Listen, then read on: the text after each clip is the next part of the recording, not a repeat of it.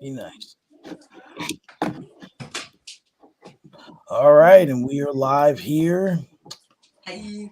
for Honest Hour with Steph, a stand-up comedian out there on the West Coast. How are you doing today? Oh, I'm good. I'm good. It's good to see you. It's been years. I know it's been entirely too long. I know. Holy shit. As you get ready to travel here. Yeah. No. Back to the stomping grounds. Get back to where it all started. Mm-hmm. Well, and that's where you're originally from. Um, Mm-hmm.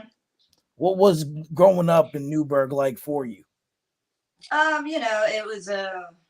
It was how do I even describe that? I don't know. Informative. I'll say that. Eh, Informative? Very informative years, as you know. Yeah. Informative is a good word for it. Mm-hmm. So, what were some of your interests growing up in Oh, Newburgh? I did a lot of theater. I did a lot of theater, and I played guitar. I was into music. That was mostly it. It was mostly just acting and music. Okay, so was that where you found within yourself, kind of like a transition to comedy? Was within all of that? I'm very sure it all led up to that at some point because about 10 years ago I moved to LA for acting. And then I was like doing small projects here and there, but nothing was taken off. And I really missed like doing live theater, but there's not much of a theater community out here as it is in New York. So I kind of just fell into doing stand-up comedy. I was like, well, that's a stage. I can figure out jokes. So Mhm. that's how you. So, were there any inspirations behind that? Did you like see anyone and say, okay, you know, I could, I can kind of improvise on that behalf, or was it just like you said, I could tell jokes and you just went with it? Well, have you ever been to an open mic? Not for comedy, music, yes. Well, when you go to an open mic for comedy, that's where you really find your confidence and you're just like, yeah, I could probably do that too. It doesn't, yeah, it's fine. I'll be okay. So, okay, so you went to an open mic, and Mhm. that's where you found your confidence. So, what do you do if they don't laugh? Nowadays I kind of have to like state the obvious. I'm like, all right, you clearly guys don't like me. Do you guys like me? Like, and then this is not working, is it? All right.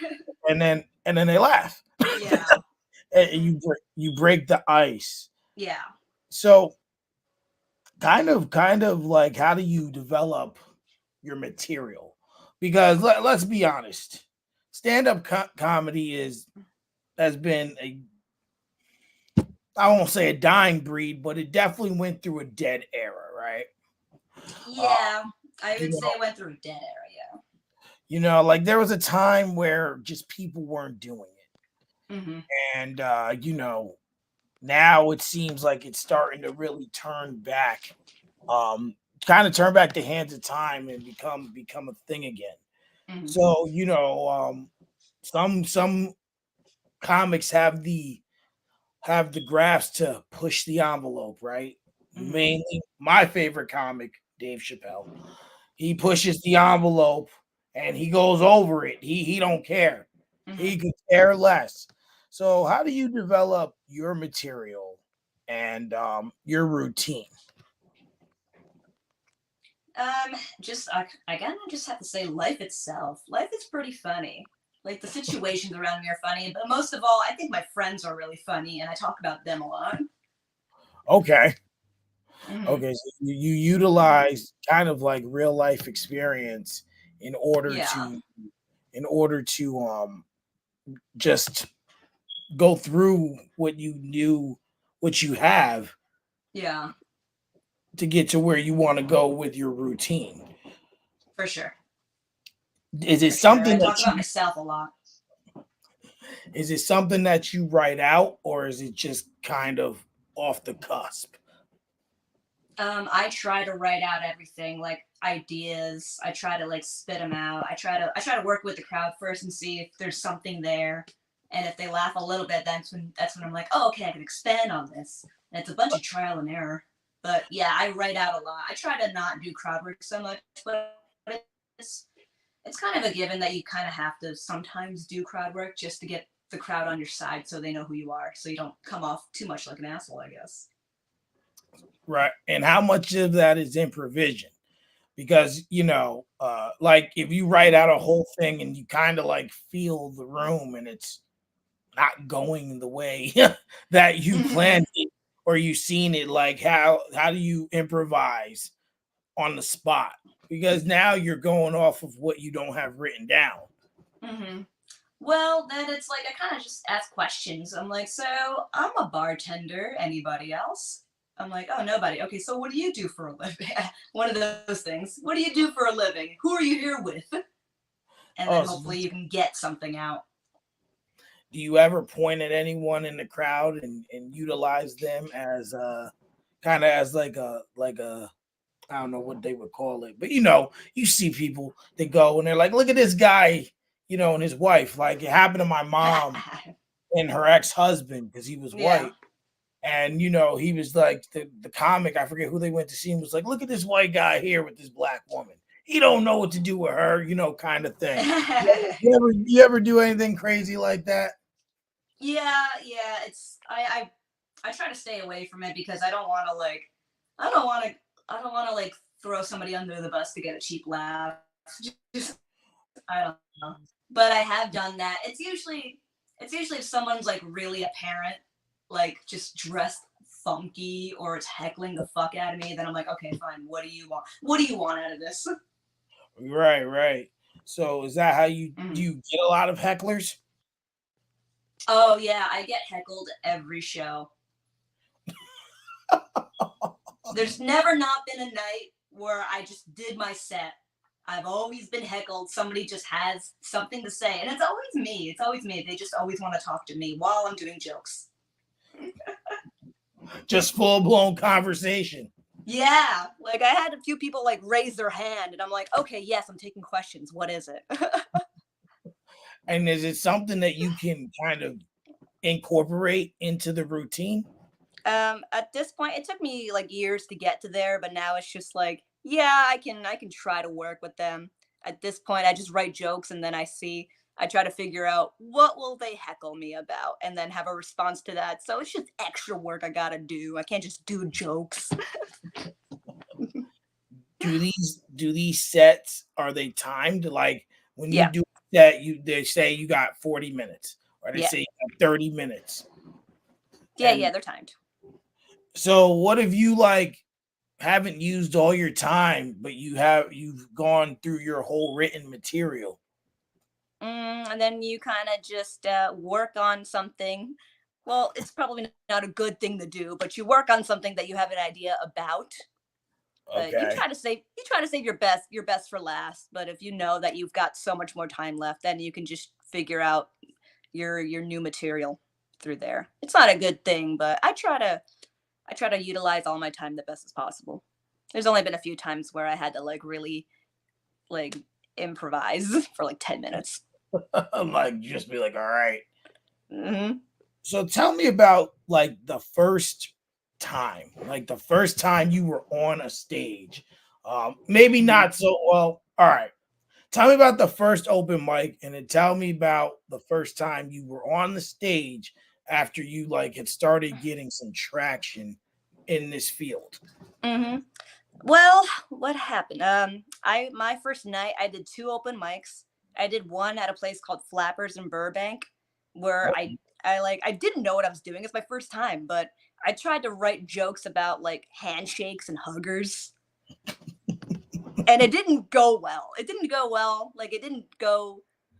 It didn't. I don't know. I didn't get that many laughs, but for some reason I was like not satisfied with that. So I moved on to another open mic, and I did the same thing because I don't know how to rewrite shit. I did yeah. the same. I did the same jokes, and then everybody in that bar laughed. Okay.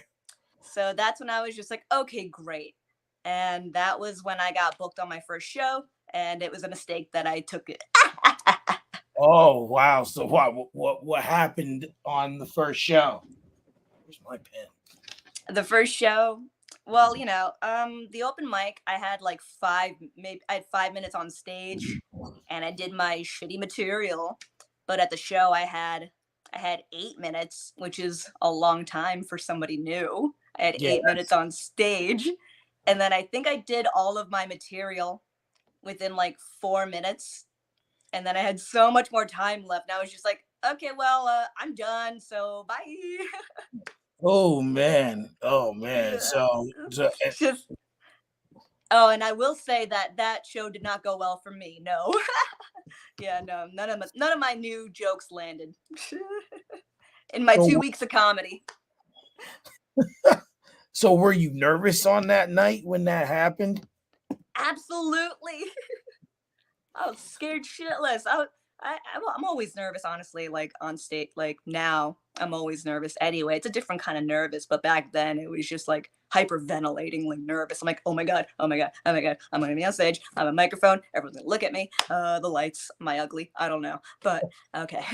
But to me, when I was watching your jokes and your material, you seem very at ease. Uh, Hmm. you seem Thank you. just very, very comfortable up Thank there. you. Thank You're you so welcome. much. Just and it's nothing that comes overnight. It's nothing Hmm. that's easy to do. But you look very, very comfortable. Um, just telling those jokes, you know, and you're Thank hysterical. you. Hysterical. Thanks. I appreciate that. Oh man, I was laughing. I'm Appreciate like, you. oh my gosh. No, I appreciate you. Absolutely. You and just so you know, you're the first comedian I've had on the show. So, you Oh my know. god. Did you ever think I was funny back then? You were real quiet when we were, growing up. Yeah, I was. Yeah.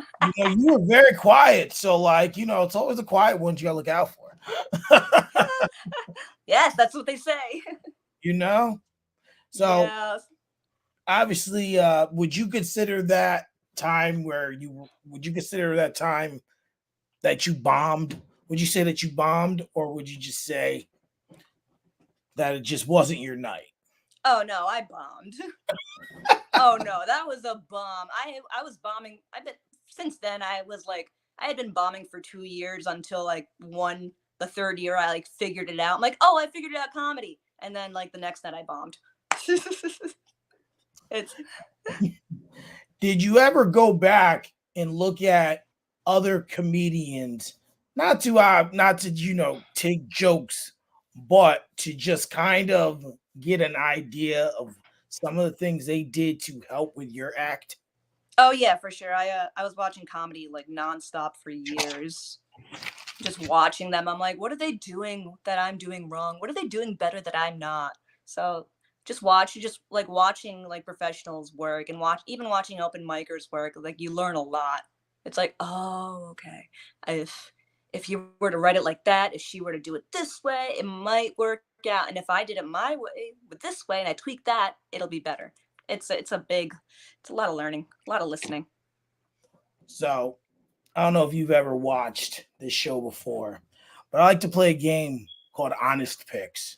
Okay. And being that you're my guest tonight and that you are a comedian, Hmm. um, I have acquired a list of comedians. I'm going to name two. You tell me which one you like over the other one. Okay. It's based on personal preference. People be thinking there's rules. It's just personal preference. Hmm. So, Richard Pryor or Eddie Murphy?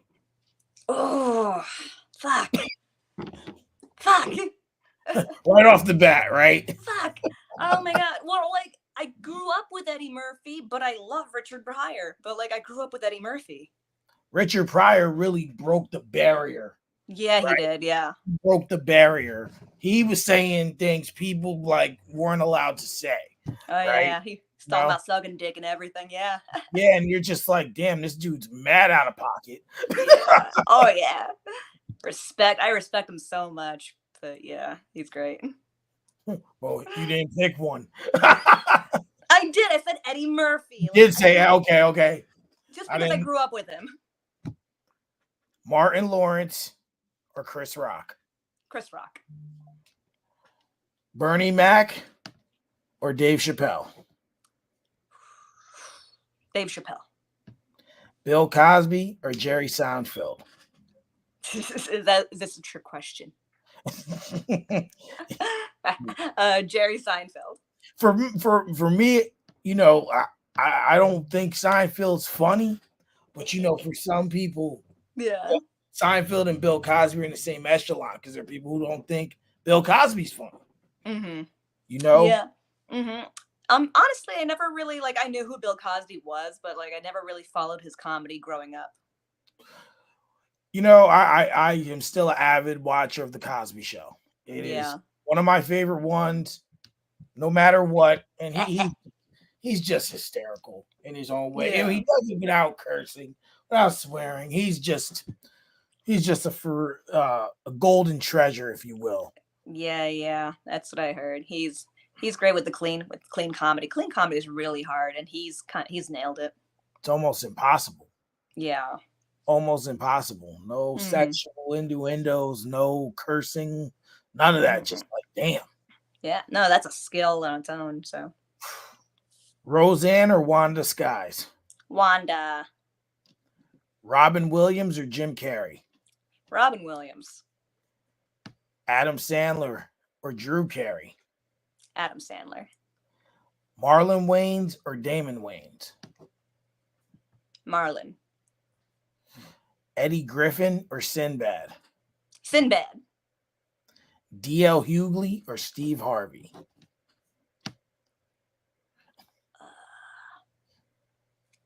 Steve Harvey. This is up and that one's up in the air for me. I'm like, oh, I don't know. Cat Williams or Kevin Hart? Cat Williams. All right, this one I'm taking it back. I had to throw a few in here for the ladies. Right. Betty White or Lucille Ball? Betty White. Everyone loves Betty White. I wish she could have made it to 100. I do. She's a national treasure for sure. Oh, absolutely. Yeah. Monique or Sherry Shepherd? Monique. Tracy Ellis Ross or Cheryl Underwood? Tracy. Kim Whitley or Jackie Harry? Kim Whitley. I think outside of the first one, you handled that well. If you ever have a chance, go back and look at when I play that game with certain people. I had my buddy Ahmad on here. His stage name's Hood Soul. And the first question, he's a hip hop artist. So the first question was Biggie or Tupac. And that's like a generic one. And he's just like, he was like, yes. He was like legitimately stressed. And he's like, bro, I can't pick between these two. This is bull. And I'm just like, yo, I didn't think he was that stressful. And he was stressed out. That was. The first one was so stressful. I was like, shit. I get it. You know, there was a few other ones because he's like a big hip hop head. So I really just started pulling on my old hip hop brain here. And he's just like, no, why did you do this? The people in the comments were yelling at me. Like it just was like, Jesus. Goodness. Have you ever had anything embarrassing happen to you on stage? Anything embarrassed other than bombing so hard? Yeah, anything outside of bombing. Have you had anything embarrassing happen? You tripped over, or fell, or you spilled something, water on yourself, anything crazy or embarrassing? No, not really. Not really. I've never, other than bombing, no, nothing. No, I can't recall. I've had people boo me. Oh. Like a whole room just boo me. I'm like, oh, this sucks. Oh. And how did you, so was that early on or towards what part of that did that happen? Super early on, my first year. I should not be doing these kind of shows my first year. I don't know how I ended up in these situations on these great shows while I had zero skill set whatsoever. So So, I mhm, I just started using StreamYard. I still mhm, haven't figured everything out. So I have my Facebook open where the viewers are. mhm. My buddy R&B wants to know. I want to know how she bombed. I don't think he was watching when you said it. So if you don't mind, could you just tell again how you bombed? Like, just one of my just my first bomb, or just like the worst bomb, or Well, yeah, either you could do the what's the worst one? You did the first one, so let's do the worst one. Why not? my worst bomb. Like this still haunts me to this day. I was doing the show called "I'm a Basshole," which pretty much you're a comedian. You have to tell a story about a time you were an asshole. Okay. And then I talked about a story about in college how I hooked up with my professor and he was married. Oh, But like, okay. when I was telling that story, I think that's probably my most asshole moment. But the thing I forgot to do was make it funny. So people are just like kind of listening to me in horror. Just straight up silence. Even when I like walked off stage, just no claps. Just like, wow, this girl needs to go to hell. Like, He I wish you could see what he's doing. I don't know if you can see it, but you see I he's got can't. the wow emojis just like he's got like 30 of them. Like Oh like my oh my gosh. I wasn't expecting that. She god. just Yeah. you said it like it was so normal. Like I hooked up with my professor and he was married.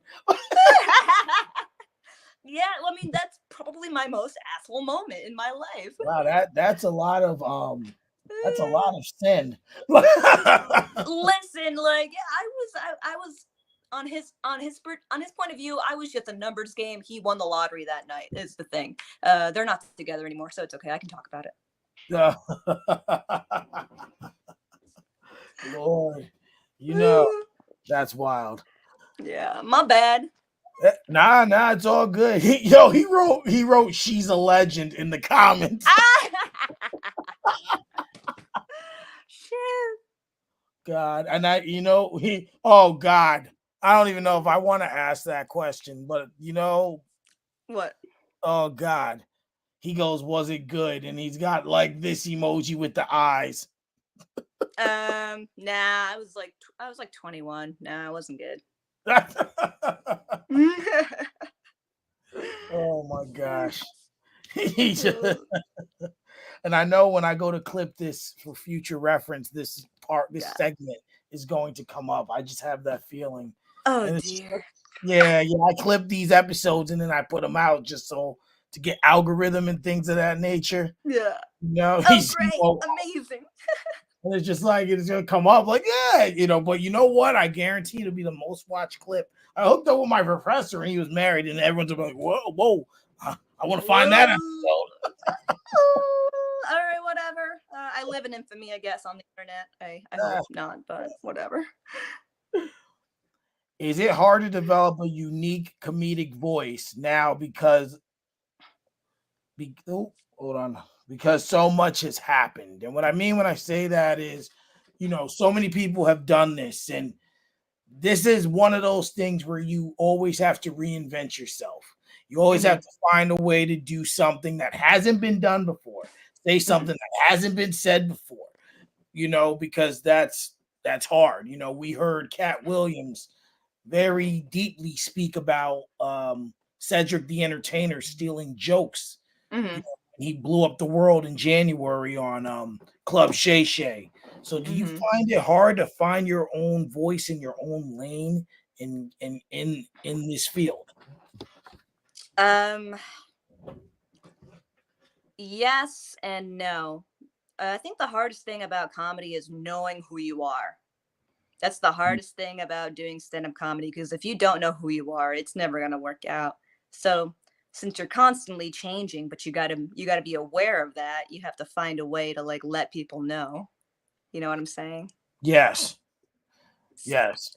You, I think people do things not knowing who they are, and I think part of you has to be comfortable, not just knowing who you are, but being comfortable with who you are. Because Exactly. because honestly, you have to really put yourself out there. Yeah. Like you listen to some of these stories that these guys tell. Like, Mhm. like there's a couple that stick out in my head, right? So Yeah. like I use like this one where Kevin Hart was talking about how about his best friend Harry, and Mhm. he's like, how he came home, his wife is mad. Who were you with, and all this stuff, and he's like, I call Harry, and then first thing I say is, don't lie. Now let's stop right there. You know, what's the first thing you do? What's don't lie mean? That means lie. Lie. He's like, Harry, Mm. where we coming from? And he's like, man, you was with the bitch with the fat ass. And he's like, no, no, no, no. And it's just like, to take Oh my God. things that you've been through Mhm. and to portray, because people don't understand. Like, people be like, never trust a comedian, but a comedian's gonna be the most honest person. They're just, Yeah. using their honesty to make you laugh. Yeah. And Yeah. people don't understand that. Mhm. No, they don't. People get offended a lot lately. They be offended. Oh, it's terrible. It's I so know. bad. This Everyone's so sensitive. Like when I started at work at Mhm. my job, like everyone was like, so I don't want to say tense. They weren't tense, but they just weren't used to crude humor. So Yeah. like I'll make some racial humor, or I'll make some, Mhm. some uncomfortable humor. And at first everyone's just like, what is wrong? And then after a while, they just kind of was like, now everyone just laughs. They're just like, Yeah. this is who I am now. Everyone's comfortable with the Yeah. uncomfortable jokes, So, Yeah. it's just something that's you just gotta get people to lighten up. Yeah.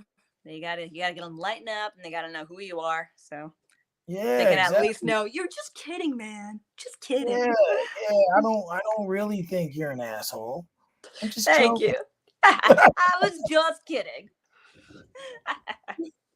So, what is your favorite set or show that you've done? Favorite show? Yeah, Ooh, if you had to pick one. there was this one show that I did. I think it was like 300 people, and it was like up north in California in just some bumfuck town. It was basically the whole town was there. And Okay, I was told it was gonna be like maybe 100, but then I walked in and there was like 300, and it was the biggest crowd I've played at that point in my career. nice. And they were all fantastic. They were fantastic, and I remember just thinking, I don't they gave me like 20 minutes. I think I had maybe 15, and I was just like, I'm gonna have to crowd work this shit for a little while. And they loved it. And then I did all my jokes, and they were great. Wow. So they really took to it. Yeah. What was that nerve wracking? Because now you're Mhm. mentally expecting this amount, Mhm. and you Yeah. get there and you're like, oh. Because Yeah. like if you're prepared for 100 people, and now there's an extra 200 people, that's Mhm. an extra 200 people that can shift the momentum the wrong way. They can shift Mhm. it the right way, but they can also shift it the wrong way, right? Yeah. So, what so like did that add nervousness? Because you said you're nervous before each show, but did that add to it? It did, and it's mostly because like these people were not my crowd. They were much older than me. Like I can hit my age gap of people, my generic what I don't even know how to call it, my crowd. I can hit them real good. But then I walked in, I'm just like, dude, everyone looks like they like have jobs and shit and houses. Like I don't know what to talk about. I don't know what to talk to them about, but they loved it. Oh man. What are some of the biggest challenges that you face being a stand-up comedian? Challenges. There's always challenges. There's always just like, developing better material, being a better writer, being good at what I do, getting noticed, making friends. Like I don't know if that's even a good answer, but there's I mean, always there's always challenges, yeah. yeah. Well, I would, because I wouldn't say, there's no such thing as a bad answer. It's your answer, right? It's an answer to Mm-hmm. the question. I would just say, I think everything has its advantages, disadvantages, Mm-hmm. challenges, and things like that. And I would say, from what I see, is that you're growing into your own, and Mm-hmm. you're becoming this person, and like you said, is maybe just finding what's next and what's next and what's next. Mm-hmm. Because then it's the good thing is you're not doing something that everyone does. I think you're the only person I can think of offhand that I know who does stand-up comedy. like like it's Oh boy. I had a barber when I lived in Mm-hmm. Ellenville. He always used to say, "Yo, man, I do this open mic night. You should come because you're funny." I'm like, oh. Like in a room here or with friends, I can be hysterical. I got jokes for days, but you want to get me, in front of people, and you want to get me talking, and you want to get Mm-hmm. me laughing. Yeah, nah, I'm good, Yeah. bro. That's how Yeah, it started with me. I know what you're saying. Like before I started doing stand up, I was just like, I don't know, man. Like I'm like living room funny. I'm not stand up comedian that's funny. perfect to say. Kind of like you ever watch that episode of The Fresh Prince of Bel Air where DL Hughley comes in as a special character for the episode. I He's in don't remember. LA. He's in LA and Hmm. he's going to do a stand-up thing. He's trying out for the stand-up showcase. Yeah. Well, they get to the place, Will Smith, he's there. Obviously, he's a comedian, right? Hmm. But he gets there and the lady comes out and is like, "Oh, he's like, I'm not trying out." She goes, "Oh, what I heard was good enough." He gets up there, he bombs. People boo the crap out of him. Hmm. Hughley's character comes in and saves the day, and he just says, "Oh, I work hard for this. You can't just go up there and say what you say over here and it'd be funny. It doesn't work." Hmm. That's how I think about it. It's just like Hmm. there's a difference between me talking to just like you or whoever and me just saying something funny off the cusp. Yeah. But a good joke. I want. You know what? I don't even want to say it because I just thought of that question. For you, what is the essential parts to a good joke? The essential parts. Oh, there's the setup and then the punchline. Those are the essential. Because sometimes setups, right? Hmm. The punchline's only as good as the setup, right? Hmm. Hmm. Because like sometimes a joke can take 2 to 3 minutes to set up. Hmm. And then it's just like, and then you get to that punchline. Like, is there a high level of difficulty sometimes determining setups and determining how long to make a joke? And is there such thing as too long of a joke? Oh yeah, there is such thing as too long of a joke, especially too long of a setup. Because if your setup is just boring and long, just people are just gonna tune out. So the best thing you can do is figure out how to say all of that shit in like 2 sentences. Oh, so if you got a paragraph, let's say, Oh, you trying gotta condense that shit. you're like, yeah, because it's kind of like, and people's attention spans are so short. Hmm. So it's just like you're just like, oh, all right, well, you're not going to say much. So yeah, I'm just Hmm. gonna keep going on. Yeah, yeah. What? Oh, yes, I asked that.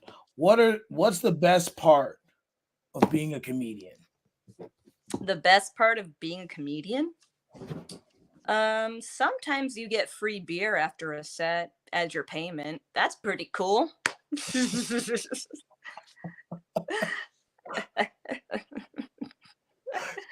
Free beer. That's Sometimes. that's such a you answer though. Like you have not changed one bit. Like you are still the same you. Like I say that. Like you're just like whatever. Like That's cool. First of all, I never thought I'd ever be doing this, but to get free beer for it, okay, I'll keep doing it. Yeah, I don't know if you knew this, but there's no money in comedy. Like Like you might get like 10, $20 sometimes in LA, especially in LA. Yeah. But free beer is free beer. Sometimes they'll even give you chicken nuggets and tenders and fries. Like Hey, sick. you're like, hey, at least I get a meal. I can go home with a full belly. Uh, Yup. it's one of those. It's once again, it's one of those fields where it's hard.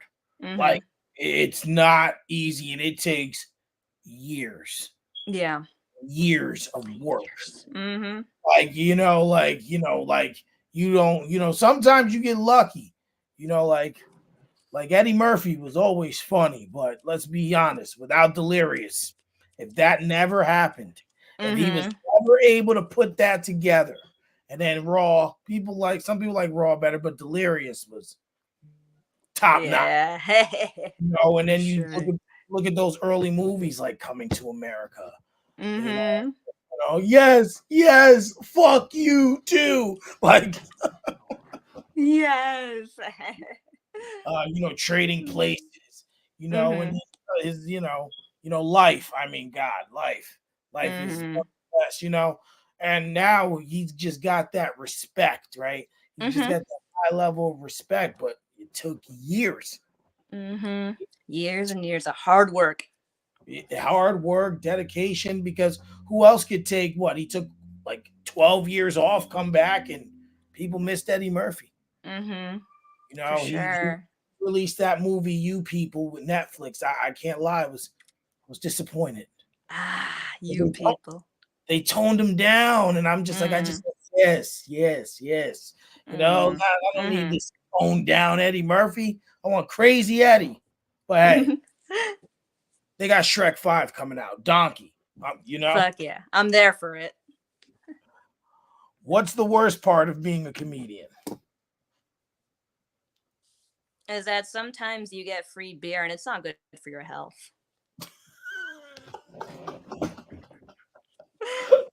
Yeah, I like how your answers have absolutely nothing to do with it. Not something like coming up with new material, or for the other question, making people laugh. Nope, just the beer and the food and not being good. It's good to get it, but it's bad to not have it be good. The essentials of life. Listen, I mean, you do need food and some kind of liquid, right? Yep. That's what they say. God damn. When you're on the stage, right? Mm-hmm. Have you ever written your jokes and noticed that the jokes don't fit the crowd that's in Mm. front of Yup. Absolutely. you? So when that happens, what do you do? Do you can tell those jokes anyway? Sometimes I will just to feel them out. And if they're not liking it, good thing I have an assortment of other materials we can work on. Like, like a retiree. If I'm doing a show in front of like a bunch of retirees, some older people, like I can I don't know, older white people, I can talk about Monopoly and the Optometrist. That'll kill.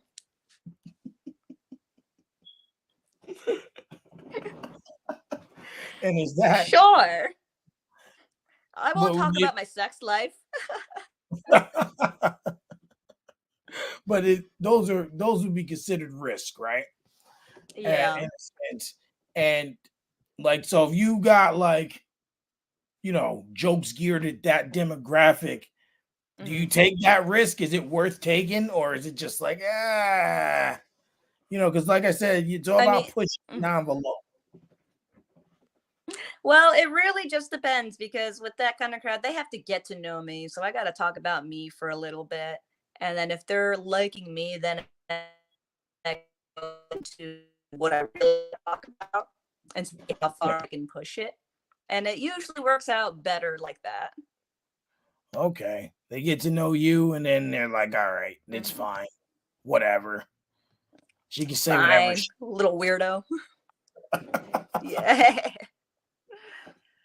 And when Yes. you're writing and getting ready for a set, what are some of the things you consider with writing, or some of the things that you think about? Because you said you think about your life and things, but if you got this much time and what have you, what are some of the things you consider into writing that script, and how do you memorize it too? That's a lot to remember.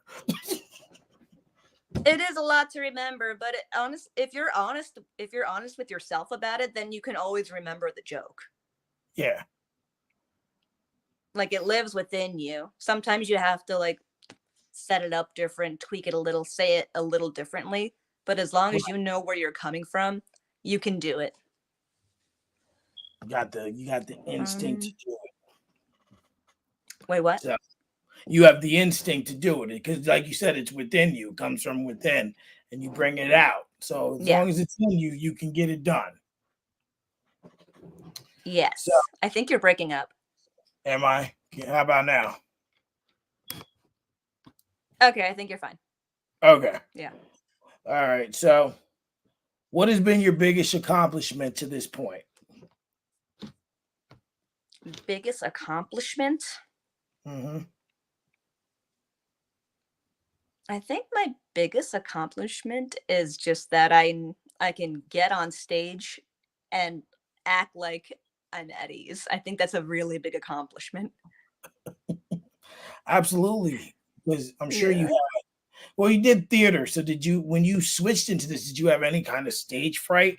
Because it's different. Theater, obviously, theater's not comedy. Theater's like Mhm. theater. Like you can kind Mhm. of the idea of theater and comedy are opposite. Because if you're doing theater, you're supposed to zone out and act like the crowd ain't even there. Whereas Mhm. comedy, you have to talk directly to the crowd. So was there a sense of stage fright when you got into comedy? Oh, yes, yes, because I was an asshole and I thought, well, I did so much theater, it's probably not I'm probably going to be fine. Like, it's the sage. It's not the same at all. Like, this is no. I was an idiot for thinking that. But but luckily the note that I've always gotten my whole career was just like, I really like your energy. So Yeah. I think that came from playing music on stage, doing theater. I think that's where it came from. But every time they say that, I'm pretty sure they're just saying your jokes suck, but you're cool.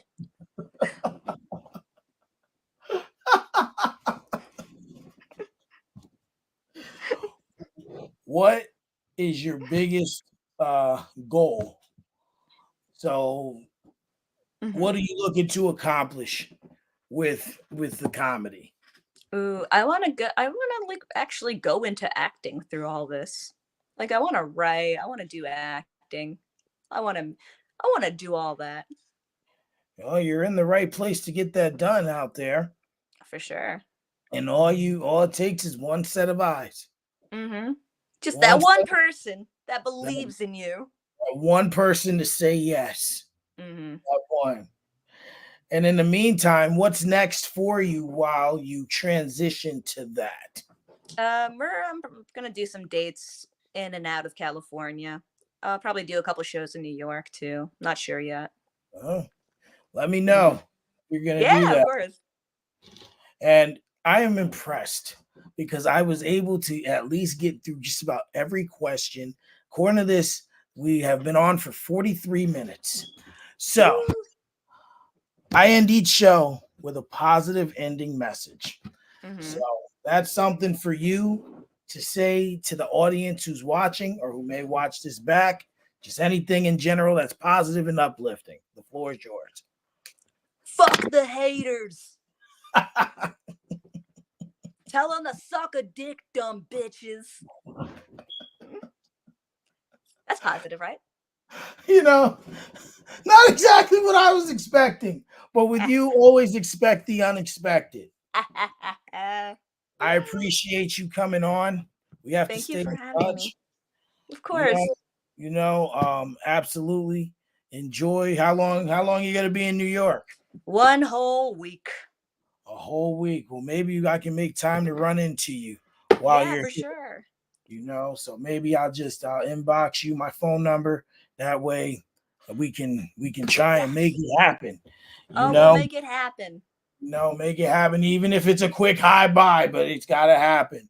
Yes. All right, everyone. Thank you, Steph, for coming on. Thank you for having me.